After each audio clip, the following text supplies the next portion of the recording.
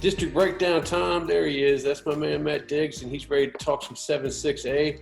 Diggsy, talk about this district because it's often overlooked out of all the 6A districts just because a lot of teams that are kind of struggle in the playoffs. Who do you think is going to be fairly good this year? Yeah, this district got swept out of the playoffs last year. 8-6A is such a good district, and when you have that in by district, it can create a little bit of problems, even when the competitiveness level in the district is, as you mentioned, a really good competitiveness level. For me, this district this year, last year, if we were talking about it, we would talk about Lake Highlands at the top of the heap. I think Lake Highlands is near the top of the heap, but when I look at this district, I look at Jesuit. Uh, Lake Highlands had such a senior-heavy team last year. They've got a couple of players coming back that we're going to talk about. But when I see a quarterback like Gage Roy coming back and I see a safety like Robert Fitzgerald coming back for Jesuit, this is a team that's got the pedigree, got the intelligence, they've got the work ethic.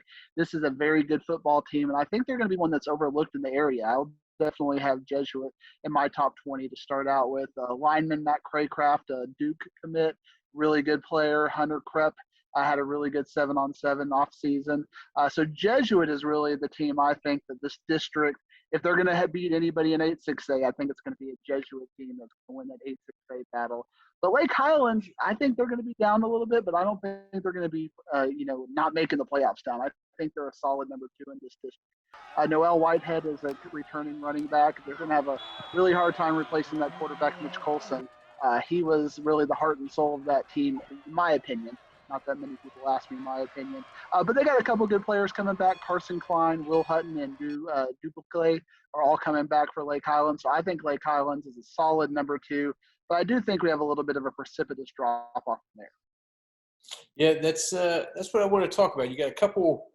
What I found interesting is there's a couple of head coaches that just took the job in May. So you're getting thrown into the fire with the team that may not have the same, as you said, pedigree as the Jesuit and the Lake Highlands, and you got to get that thing together there at Irving MacArthur and Irving.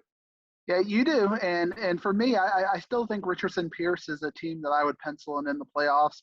They had a really good 7-on-7 season. A lot of people question the meaning of 7-on-7, but a couple of players really emerged for Richardson Pierce in 7-on-7. Hayden Hawthorne, the quarterback, I think was really lauded by a lot of the people who are watching 7-on-7.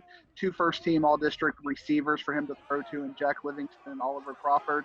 I think number 3 is Richardson Pierce, but number 4, as you mentioned, with the new head coaches, I think number 4 is wide open. Richardson Berkner has been a program, when you look at them historically, has really only had 2 coaches in the last 30 years with Ledford and Bob Doobie before that. Trey Bryant is going to bring a really good voice to them, a really good fresh energy to them. I really like his hire, but I don't know if it's going to pay dividends next year. I think maybe in 2023 we might see talking about Richardson Berkner as a team to watch as a playoff team. I think they're about a year away. I really like Irving MacArthur in that 4th spot. I know they had to replace their coach. Their coach went over to Arlington Lamar.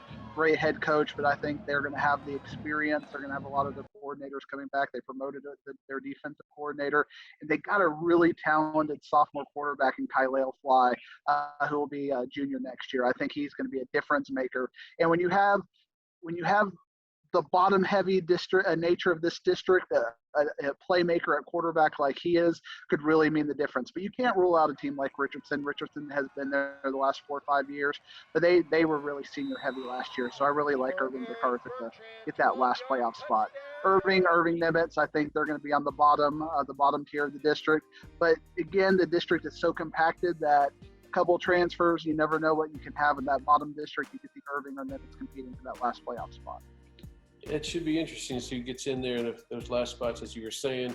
I wouldn't mind seeing an Irving school sneak in there. I haven't seen one of there in a little while. So we'll see what happens in 7-6A, and next week we will talk 8-6A. I look forward to it.